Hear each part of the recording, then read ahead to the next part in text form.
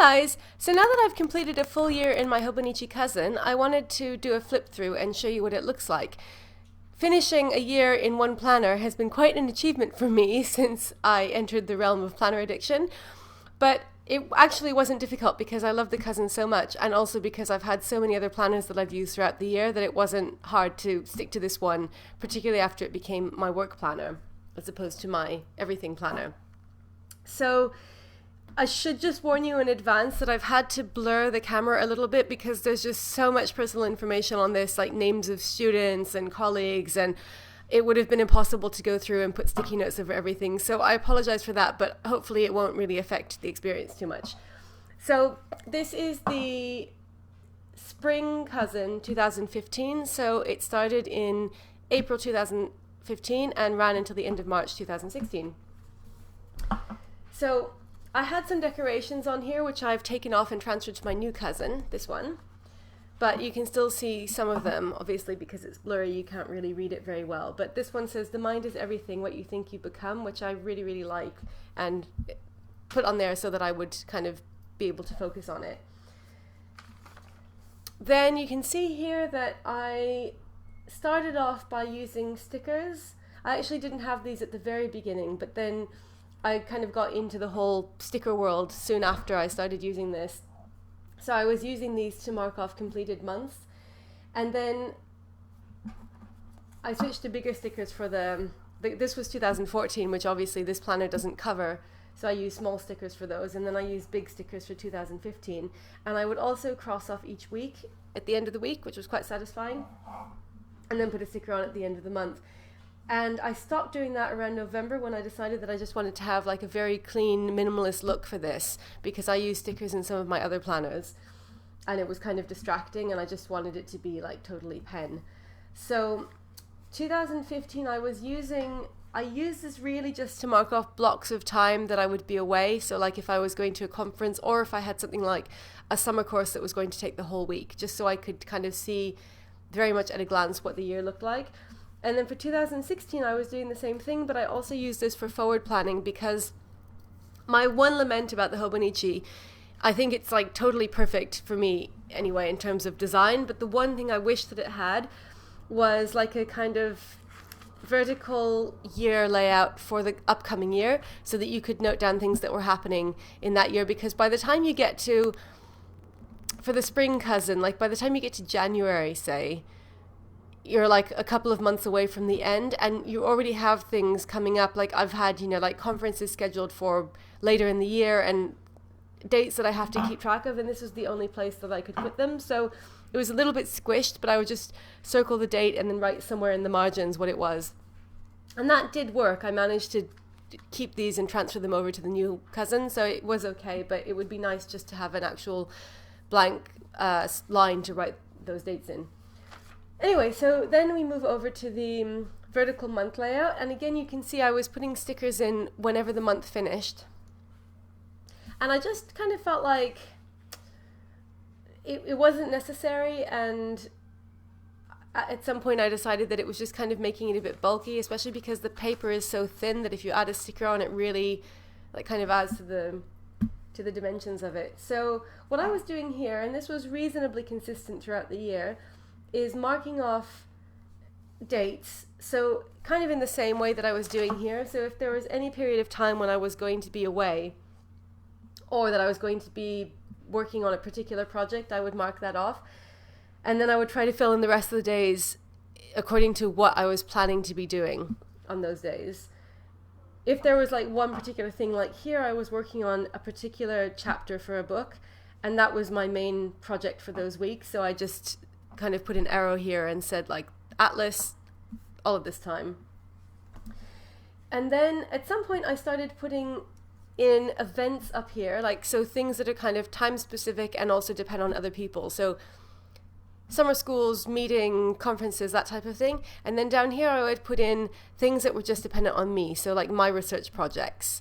And that was quite a useful division because up here I could see these are the things I'm going to have to be doing in this month that will take away time working on these things. And then you can see here, this was around October when I stopped using the stickers. And I kept up with this pattern throughout the whole of the thing until the end of the year. Then we have the month on 2 pages. Now, I actually started using this early. So I ordered this in February when it came out, and it doesn't really start until April. Last year, they did have an extra month. They put in an extra month of 2 days per page, but that didn't start till the beginning of March. And I got this in the end of February, and I just couldn't wait to start using it. So for the last week of February, I used the month on 2 pages as a weekly. So like this was the Wednesday of the last week in February, and I just imagined that it was a vertical column and put in all of my appointments and stuff like that, and then that was a Thursday, Friday, etc. And then I switched over to the 2 days per page. So that first month looks quite atypical, but then after that, this is how I started to use it, where I would primarily just put in appointments. At first, I actually was putting in everything, so like kind of to-dos, like major to-dos, and then I thought that got too cluttered, so I just started using it at some point for appointments. Now, at this time of the year, I was still using this as my only planner, so I had things like make a Hobonichi video and like shopping lists, and I had things that weren't work related in here as well. Here, I kind of like boxed off this section to the notes section, and I divided it into weeks so that I could put on things that I wanted to do sometime in that week, not necessarily on a specific day. And the reason that I did that was because, as I mentioned, in March, the weekly section, the week on 2 pages section hadn't started yet, so otherwise I would have been able to use the notes section in the week on 2 pages, but I didn't have that yet, so I was using this monthly section here like that. And I put a sticker in the middle of the page when it was done, which I kept doing for a while up until here.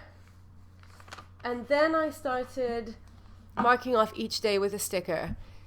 So you can see I was getting into stickers around here. I think this is when I started to get my first Happy Scrappy subscriptions, and I was really into like using stickers. And these aren't actually from the Happy Scrappy kit, but I got these from Ryman's, which is an office supply shop in the UK. But I was really into like the whole using stickers, functional stickers concept. So I was marking off every day as it happened with a different color. And by here you can see, even if you can't read what it says, you can see just from the amount of writing compared to what we had in March, that I was only using this for specific appointments, just like as an overview, so that I could see when I would be free, what I had going on in the month. If I had to book an appointment, I could just go here and check it. And that's still how I use it now, actually. This system has turned out to work really well. And then here I would put in things that I had to keep in mind that would be happening that month. So projects, summer schools, all of that type of stuff I would put on here. So there is some duplication between the vertical monthly layout and this layout, but I think that was fine because all of it helped me to just kind of keep in focus what I had to be doing when.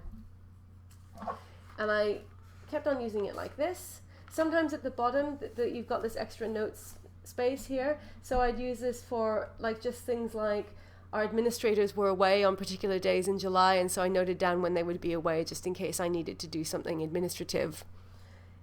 And then I wrote down the dates of a language class, a Russian class that I was going to be doing. Then at some point I decided that it was too complicated using all of these colors, so I just switched to purple dots, and I still would mark off every day as it happened. Sometimes I would leave it for a few days because I was too busy, and then I would go back and put the dots on. And the reasoning for this was just that it would help me to instantly be able to find the day that I wanted. So like if I was up to here, say, this would all have stickers on it and the rest of this would be blank, so at a glance I would know that this was the current day. So it was kind of helpful for that, but at some point I just felt like I didn't really need it, and it was kind of like a waste of effort and stickers doing all of that. So this was where I stopped, October, sort of end of October. And here I went on research leave, and so I stopped having the same kind of appointments and, teaching and stuff that I'd had earlier in the year. And so I started using this instead just to mark off like kind of big chunks of like what I would be doing for my research project that week. And so I would put that on the Monday. And this is Monday start. So here I was I was typing up a manuscript, and so I put here that I'd be typing the consonants, and then this week I'd be typing the vowels. So I just started using it like that as an overview so I could see what I'm supposed to be doing in that week. And that actually caught on, and I'm still doing that now. Then I had a brief experiment with color coding, which didn't work out. Not color coding, but instead of marking off the days with stickers, I first started marking them off with a red friction pen. I'm not sure if you can see that here, but I put a little red mark on the edge of the day. And then I started using friction highlighters, and then I decided that was too complicated, and I just gave up marking altogether, which turned out to be fine, because it probably depends on what I'm using it for, because like I said, if I have a lot of appointments and I want to see straight away what the day is, it might be more useful to have them. But as I've been using it in the past few months, I've been using this more just as an overview, and I don't really need to have the exact day marked. And then it's the same thing. I was using this as an overview of my project, just marking the beginning of the week with my main job for that week, and then again some appointments came in here. And it carried on like that for the rest of the year. There was also a bit of, they give you some forward planning in this, not a huge amount, but they do give you an extra 2 months, so it ends in March, and then they give you April and May as well. And so I did have a bit of forward planning in here. And I was also writing down, you know how I mentioned that I was doing forward planning in this calendar section at the beginning? I also wrote things down here. This is May. That's the last month they give you, May 2016. And so I wrote down like some of my future appointments here as well. So I actually had it in two places, because I think I started writing them down here, and then I felt like it was helpful having them on the calendar so I could see exactly when it was, and I switched to that. So I just made sure at the end that I copied everything over from here and also everything from here, and then I had everything. Next year, though, I think I would stick to keeping all that information in one place, just so that there's less danger of missing anything. Then I'll just show you the 2 days per page section, because I started using that as soon as it started, basically. So I started using these like weeklies, and it's basically just like, it's a week on 4 pages effectively, more or less. So you can't see the whole week in one go, but it's kind of like similar to a weekly layout in that you have vertical columns with times. So I was just using this to note down appointments. I felt like the times on here didn't really work, because I needed more detailed times, particularly for work. I like to be able to circle, and you'll see when I get to the weekly view, I like to be able to circle what is going on at a particular time down to like half-hour increments. So like from 12:30 till 1, I have this meeting, and then from 1 until 2, I have this teaching session. And so this is, it gives you like a number every 3 hours, and then for the other 2 hours it gives you a dot, and there's no space for the half hour, so I didn't really like that. But so I just wrote my own times in. And then I started doing a shopping list here, like leaving the bottom of the page for a shopping list for the week, because I had quite a bit of room. It's a very nice layout, this 2 days per page. The only thing is that you can't see the week, which is kind of a shame. So I was just doing that for the whole month of March. And I started using a highlighter here for things a friction highlighter in green for things that were like particularly urgent that I really didn't want to forget. So like if I had to bring in my passport for something, or basically bringing things in from home that I needed on a particular day at work. So that was March. Then at the end of March, when the weekly section, the week on 2 pages, kicked in, I started using that, and I was really excited, because I remember thinking like, finally I get to use the week on 2 pages section. And I was a bit nervous because I'd had all of this space, having 2 days per page, that this would be a struggle, but actually it turned out to be fine. So here you can see I started using this to note down things that I had to do sometime during the week, but not on a specific day. And then I would use this for appointments and also to-dos. Something that I started doing, well, that I was doing at the beginning that I then realized was not a good idea, was writing down to-dos in the middle of the day, so like in the middle of the time section, where in places where I didn't think I would have appointments. And then sometimes I would get into trouble, because later I would actually have to put a timed appointment in, and I would already have covered it up with all of these to-dos. So at some point I started trying to be careful that I would only put to-dos down here after the time's end.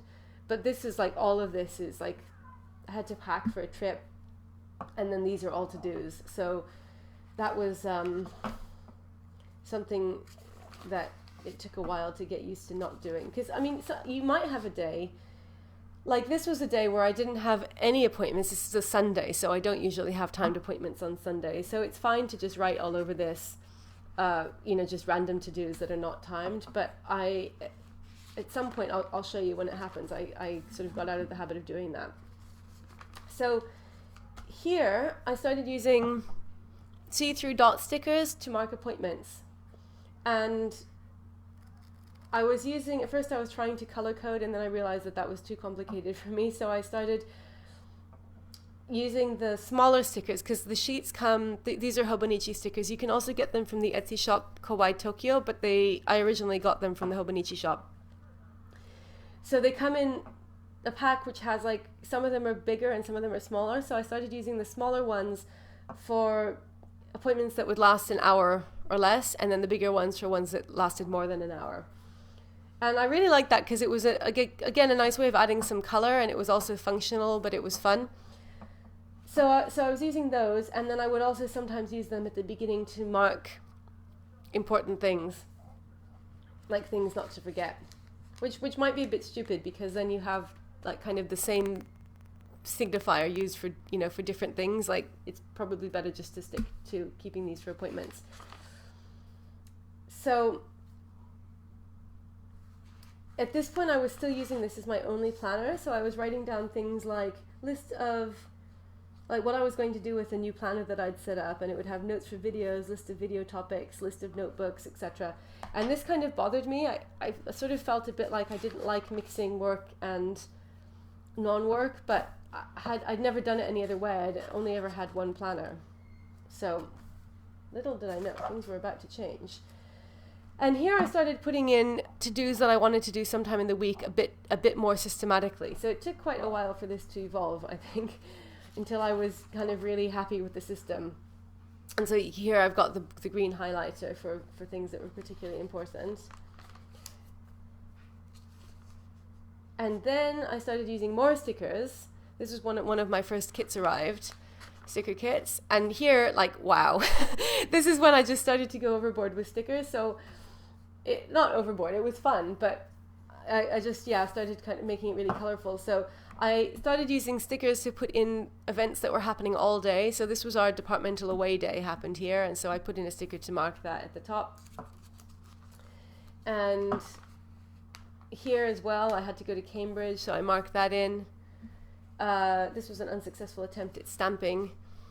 So all of this section, this is like June and July, it was just very like colorful, which is quite nice looking back on it. I think it does look pleasing. So I had like, there was a conference, this was an open day, and it was it was good. I think that there would be a place for that kind of planning, like just using stickers and having everything be really colorful. Like, I do really like that, but at some point, let's see. So I was still doing it here. And then at this point, I started using stickers for my home planner, and I also started using a personal planner around here. And then I think I started to feel like it was kind of like overkill, and it wasn't really necessary having stickers on here as well, because this is my like really practical. At this point, it started to be purely a work planner, because I'd started using a personal planner, which at that point was in a personal size Filofax. And so I thought, like, I really don't need to have stickers in all of my planners. And this is just the one where, like, I just want to get things done. I just want to know when I have appointments, when when I'm seeing students, et cetera, and I don't really need to, like, decorate it. And I kind of felt like it was a bit distracting, and like it was an extra thing to have to do. So I stopped doing that at some point. And here you can see I started to be a bit better about keeping tasks at the bottom of the page, not in the time sections, because I'd had a few mishaps with that. So I started being more careful about that. And here, to-dos that just had to be done sometime during the week, and keeping this for appointments. And then something else that I started to do here, which was quite a big innovation that I'd never done before, and it's turned out to be like a staple of my working life. Now I do it all the time, is marking out time for myself when I'm at home on, like, for my research projects. So here I was editing some proofs for a book, and I had to get through a certain number of pages a day. So like I worked out how many pages I needed to get through a day to finish in the time that we had. And then I like kind of gave myself an allocation per hour. And I'd never done this before, but it was really, really helpful. So, because normally when I was at home, I was like, okay, I have to do this today, and I have to do this, and I have to do this. And I didn't really think it mattered how much I did in an hour, right? As long as I got it done in the day. But then I found that it was really helpful breaking it down specifically so that I knew, like, this is my target. I might not meet it. It might turn out to be unrealistic, but like at least I've set for myself, this is like a realistic way that I can meet this daily target. And also it was nice because then I got to fill up the page, because before I'd felt like if I was at home and didn't have appointments, then it was kind of like a wasted page. I would put some to-dos on it, but it was like, it wasn't really utilizing the timed aspect of it. So I started doing it like that, and then you can see all through this, this was what I was doing. And then like basically with all of my projects since then, I've kind of tended to do that. When I've been at home, I've marked off blocks of time. And up here I was putting like the main to-dos of the day. So these are still some stickers that I'd put in the overzealous sticker using phase, but by here I'd really like just given up on the stickers except for the appointment stickers that I'd been using before. And with the to-dos I would usually like put in the main thing that was happening that day if I knew it beforehand, and then I would put in to-dos down here and up here, so it was kind of a mix. And I've stopped doing that now. I've kind of finally got more of an organized system for that, but at this point I was still doing that. And this is just a combination of to-dos for the week and also notes of things that I was working on that week that I just had to note down somewhere. So at some point here I started using a red friction pen instead of the green highlighter to highlight particularly important things. Like there, if you can see that, that's a red pen mark for something that I had to remember to bring in. And all of this is the same system, so this is like the daily, like kind of what I have to do in the day, marking it off by hour. This was the brief experiment with color coding that you saw in the month on 2 pages. And here I switched over to purple pen, which was a huge decision because I had early on like realized that I would rather use a purple friction pen, but because I'd started the year off with a black pen, I thought I couldn't switch because it would make the year look messy and it would be like in 2 different pen colors. And then at some point I just decided, you know what, life's too short, I'm just going to start using a purple pen. So from here on things are in purple, but some of them are in black because there were things that I'd already written in earlier. So you can see this is like all the same system, just using these stickers for appointments, and the rest of it is just my like how many pages I'm doing of my project. And it pretty much goes on that way for the rest of the year. So we're coming into January now, and here I started using pencil because I got into the whole like kind of zero waste idea, and I realized that my friction pens have plastic refills, and so I wanted to avoid using them, and I thought I couldn't use fountain pens. I thought my only 2 options are fountain pens or pencils. So I thought I'll go with a pencil because I need to be able to erase, and also I didn't understand how fountain pens worked and they seemed scary to me. So I started using pencil here, and I just felt like the pencil was kind of depressing because it's all grey. So it's just like, and I wanted this to be simple, but I liked having a bit, like the purple color. So here I started using fountain pen. That was a big experiment, but that continued. So you can see purple fountain pen everywhere. And it's the same system. And then this was the last week of the year, and this was also the first week of the new cousin. So obviously I switched to the new cousin so that I could use its first week. So that's the end of the weekly section, and then this was the 2-day per page section that I showed you before for March, and then this is where the true daily pages begin. And my plan for this was always to use the daily pages for notes. So not necessarily for more detailed plans for the day, just for untimed notes. So I was basically ignoring the dates, and I wrote here notes section, And then I just started using these like completely random. So like here was a letter that I had to translate from Yiddish, notes on some student presentations, notes for a book review, notes on like chapters of a book in a summer course that I was working on, like all kinds of things like that, any random work related notes. And that's how I kept using it throughout the year. So I didn't pay any attention to the dates. That like it really didn't matter what the dates were on here. I was using them completely out of